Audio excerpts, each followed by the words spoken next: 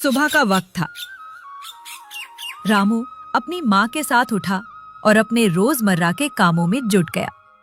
जैसे ही रामू अहाते में बाहर आया, उसकी आंखें एक पल के लिए खुली की खुली रह गई।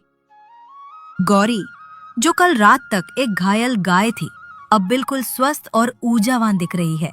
और सबसे बड़ी बात, उसके पैरों के पास जमीन पर एक बेहतरीन लकड़ियों का गट्ठर पड़ा है, जिससे हल्की हल्की दिव्य सुगंध आ रही है। माँ, अरे माँ बाहर आओ, देखो ये क्या है। माँ जल्दी से बाहर आती है और लकड़ियों के गट्ठर को देखकर वो भी हैरान हो जाती है। अरे ये क्या है? ये लकड़ियाँ तो बहुत अच्छी लग रही हैं, इतनी सफाई से रखी हैं, और ये गौरी के पास कैसे आ गईं? माँ, मुझे लगता है ये सब गौरी का ही कमाल है। कल रात हम जो बातें कर रहे थे, गौरी ने सब सुनी होंगी। उसने हमारी परेशानी समझी। ये कोई मामूली गाय नहीं माँ, ये तो साक्षात देवी है, ये तो हमारी लक्ष्मी है। सचमुच रामू, भगवान ने हमारी सुन ली। ये गौरी मैया ही हैं जो हमारी मदद के लिए आई हैं। माँ की आंखों में खुशी के आंसू आ जाते हैं। वो गौरी को गले लगा लेती है। हर सुबह जब रामू आंख खोलता तो गौरी उसके अहाते में खड़ी मिलती। उसके पैरों के पास हमेशा की तरह एक बेहतरीन लकड़ियों का गट्ठर रखा होता था। रामू ने धीरे धीरे उन लकड़ियों को बेचना शुरू किया। जो पैसे आते, रामू उन्हें समझदारी से लगाता। उसने कुछ गांव वालों को काम पर रख लिया था। देखो भाइयों, ये लकड़ियां गांव के बाजार तक ले जानी है और वहां से फिर शहर तक। अच्छी क्वालिटी है तो दाम भी अच्छे मिलेंगे और तुम्हारी भी दिन दिहाड़ी बन जाएगी। ये काम रोज का है।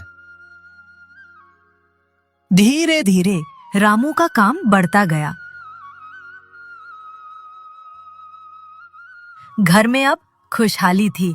माँ के चेहरे पर हमेशा मुस्कान रहती। रामू, देख तो इस गौरी गाय का क्या कमाल है। जब से ये आई है, हमारी किस्मत ही बदल गई है, और तू तो अब पूरे गांव का मसीहा बन गया है। हाँ माँ, ये सिर्फ एक गाय नहीं, ये तो हमारी लक्ष्मी है। और माँ, ये सब उसकी ही देन है कि हम अब दूसरों के काम आ पाते हैं, उनकी मदद कर पाते हैं। लेकिन रामू सिर्फ अपने लिए नहीं जीता था। उसकी दयालुता और भी बढ़ गई थी। एक दिन रामू ने देखा कि छोटे छोटे बच्चे स्कूल नहीं जा पा रहे थे। आप लोग चिंता मत कीजिए, मैं आपके बच्चों की फीस भरूंगा। पढ़ाई तो सबका हक है और कोई बच्चा शिक्षा से वंचित नहीं रहना चाहिए। पूरे गांव में रामू का नाम और उसकी नेकदिली की चर्चा होने लगी। लोग उसकी इज्जत करते थे और उसे अपना हीरो मानते थे। रामू की बढ़ती शोहरत और खुशहाली ने मुखिया के दिल में जलन भर दी। मुखिया अपने चमचों के साथ गांव के चौराहे पर बैठा है। वो रामू के घर की बढ़ती खुशहाली और उसकी गांव में बढ़ती इज्जत देखकर अत्यंत जल रहा है। रामू अचानक इतना अमीर कैसे हो गया? कल तक तो जंगल में धूल फांकता फिरता था और आज उसके पास लकड़ी बेचने के लिए अपने आदमी हैं। उसकी लकड़ी मुझसे भी अच्छी बिकती है और लोग भी सिर्फ उसी की बड़ाई करते हैं। जरूर इसके पीछे कोई गहरा राज है। मालिक, सुना है उसके पास एक चमत्कारी गाय है। गांव वाले कहते हैं वही गाय सारा कमाल कर रही है। कहते हैं वो रोज सुबह अपने आप एक लकड़ी का बड़ा गट्ठर देती है और उसी के दम पर रामू ने कई लोगों की मदद भी की है। चमत्कारी गाय? तो ये बात है। मैं उस गाय को लेकर रहूंगा, फिर देखना मेरी किस्मत कैसे चमकती है। मैं गांव का राजा बन जाऊंगा। किसी भी कीमत पर वो गाय मेरी होगी। ये रामू की इतनी नेकदिली और परोपकार मुझे बिल्कुल पसंद नहीं। ये सब मेरे रास्ते का कांटा है। आधी रात का समय है। रामू और उसकी माँ गहरी नींद में सो रहे हैं। मुखिया अपने दोनों चालाक चमचों के साथ चुपके से रामू के घर में घुसता है। वे सीधे अहाते की ओर बढ़ते हैं जहां गौरी बंधी है। गौरी एक पल के लिए उठकर उन्हें देखती है, पर कोई विरोध नहीं करती।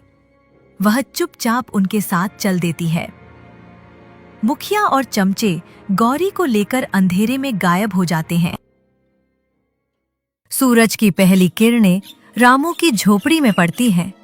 रामू अपनी नींद से जागता है और उसकी आंखें सीधे उस जगह पर जाती हैं जहां गौरी रोज सुबह खड़ी होती थी।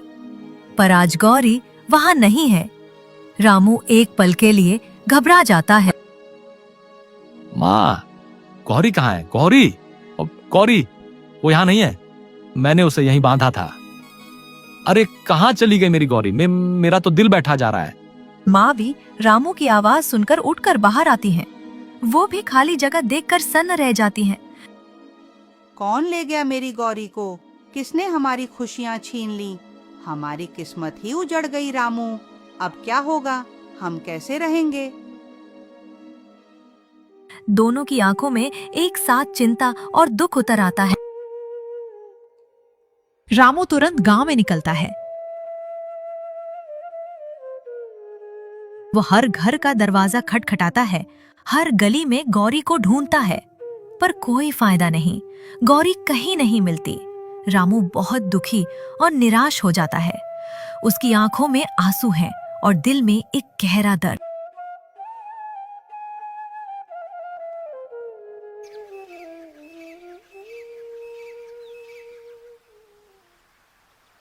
कुछ दिनों बाद रामू अब भी परेशान होकर गौरी को ढूंढ रहा है। तभी उसे वही बुजुर्ग काका मिलते हैं जो जंगल से लकड़ियां लेकर गांव की ओर आ रहे हैं। काका रामू के चेहरे पर छाई उदासी को पहचान लेते हैं। रामू बेटा, क्या हुआ? कई दिनों से देख रहा हूँ तू परेशान है। तुम्हारी वो प्यारी गाय गौरी कहीं दिख नहीं रही। सब लोग उसकी बात करते हैं कि वो कहाँ गई। हाँ काका, गौरी गायब हो गई है। मुझे नहीं पता कौन ले गया और वो कहाँ होगी। मेरी तो पूरी दुनिया ही उजड़ गई है काका। उसके बिना मेरा कुछ भी करने का मन नहीं करता। रामू बेटा, एक बात बताऊं, पर मुझे लगा था कि मेरा वहम होगा, इसलिए अब तक नहीं बताया था। क्या काका? बताइए ना, कुछ भी जो आपको पता हो। परसों मैं लकड़ियां बेचने मुखिया के घर के पास से गुजर रहा था। उनका बाड़ा खुला हुआ था। मैंने अंदर झांका तो मुझे तुम्हारी गौरी दिखी। वो वहीं बंधी हुई थी। मुझे लगा शायद वो कोई और गाय होगी, पर उसकी आंखें वो तुम्हारी गौरी ही थी बेटा। मेरा मन कह रहा था। मुखिया, ये उसकी ही करतूत है। मैं जानता था कि वो ऐसा कुछ करेगा। मैं अभी अपनी गौरी को लेकर आता हूं। मैं उसे नहीं छोड़ूंगा। रामू तुरंत मुखिया के घर की ओर तेजी से दौड़ता है। बुजुर्ग काका भी उसके पीछे पीछे जाते हैं, चिंता और उत्सुकता से। अरे ये क्या बकवास है? यह तो बस एक मामूली गाय है, कोई चमत्कारी गाय वाय नहीं। उस रामू ने मुझे गधा बना दिया। मैंने इस पर इतना पैसा बर्बाद किया और इसने मुझे कुछ भी नहीं दिया। वो एक मोटी लाठी उठाता है और गौरी को जोर से मारने के लिए आगे बढ़ता। रामू हाफता हुआ वहां पहुंचता है। वो मुखिया को गौरी को मारते हुए देखता है। गांव के कुछ और लोग भी रामू के पीछे पीछे आ जाते हैं। रुको मुखिया, मेरी गौरी को हाथ भी मत लगाना। अरे रामू, आ गया तू अपनी निकम्मी गाय लेने? ले जा इसे, ये किसी काम की नहीं। बेकार में मेरे घर में जगह घेर रही है और मेरा चारा भी खा रही है। मैंने तुझे पहले ही कहा था ना, मेरी बात मान ले। मुखिया फिर से गौरी को मारने के लिए लाठी उठाता है। रामू बिना सोचे समझे बिजली की तेजी से गौरी के सामने खड़ा हो जाता है। अपने शरीर से गौरी को पूरी तरह से ढक लेता है। मुखिया की लाठी सीधे उसके कंधे पर लगती है। मुखिया की लाठी रामू के कंधे पर इतनी जोर से लगती है कि हड्डी टूटने की आवाज आती है। रामू दर्द से कराहता है। उसकी आंखें दर्द से बंद हो जाती हैं। वो गिरते गिरते संभलता है, पर गौरी को अपनी पनाह में पकड़े रहता है। उसके कंधे से ताजा खून निकलने लगता है। चमचे 1 और 2 भी रामू को मारने के लिए अपनी लाठियां उठाकर आगे बढ़ते हैं। चकाचौंध कर देने वाली रोशनी चमकती है। रोशनी इतनी तीव्र है कि मुखिया, चमचे और वहां जमा सभी गांव वालों की आंखें चौंधिया जाती हैं। वे अपनी आंखें बंद कर लेते हैं और कुछ लोग तो डर के मारे जमीन पर ही गिर पड़ते हैं। धीरे धीरे उस दिव्य प्रकाश में गौरी गाय का रूप बदलने लगता है। उसका आकार बढ़ता है, उसकी चमक बढ़ती है और वो एक अद्भुत अलौकिक रूप में परिवर्तित होती है। गौरी अब स्वयं भगवान श्री कृष्ण के दिव्य रूप में प्रकट होती है। उनका तेज इतना है कि कोई भी उनकी ओर सीधे देख भी नहीं पाता। मुखिया और चमचे डर से थर-थर कांपते हैं। वे रामू की ओर देखते हैं, जो अभी भी दर्द से कराह रहा है। मुखिया, तुमने लालच और पाप का रास्ता चुना। तुमने एक निर्दोष जीव को चुराया और उसे मारने का प्रयास किया। तुमने अपने पद का दुरुपयोग किया और गांव वालों को सताया। और रामू, मेरे सच्चे भक्त रामू ने अपनी जान की परवाह किए बिना उसे बचाया। उसकी नेकदिली, उसकी दयालुता और उसकी भक्ति का कोई मुकाबला नहीं। भगवान, मुझे क्षमा करें। मुझसे बहुत बड़ी गलती हो गई। मैं अपने लालच में अंधा हो गया था। मुझे माफ कर दीजिए प्रभु। तुमने चोरी की है, अधर्म किया है, पाप किया है। इस अधर्म का तुम्हें दंड भुगतना होगा। तुमने अपने पद का गलत इस्तेमाल किया और दूसरों को सताया। अब तुम वही बनोगे जो तुम अंदर से हो, एक नीच जीव। श्री कृष्ण अपने दाहिने हाथ का इशारा करते हैं।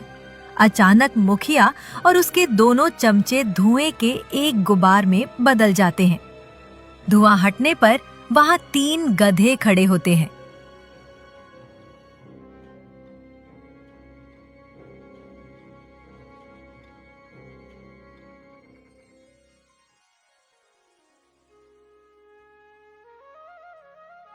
रामू, तुम ईमानदार, दयावान और सच्चे दिल के इंसान हो।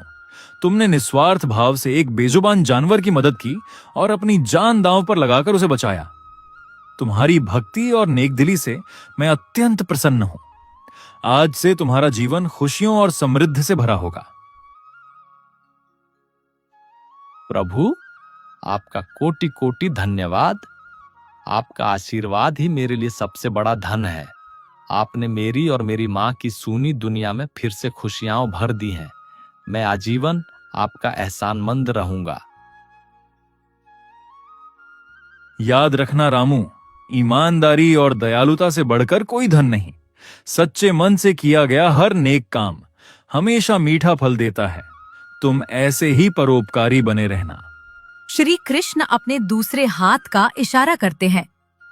रामू के घर के पास जमीन से सोने और रत्नों से भरा एक बड़ा घड़ा बाहर आता है, जो सूरज की रोशनी में जगमगा रहा है। धीरे धीरे श्री कृष्ण का दिव्य रूप धुंधला होने लगता है और वे आकाश में विलीन हो जाते हैं। पीछे रह जाते हैं रामू और उसकी माँ, जिनके पास अब अपार धन है, और मुखिया तथा उसके चमचे, जो अब गधे बन चुके हैं, अपनी गलतियों का परिणाम भुगतते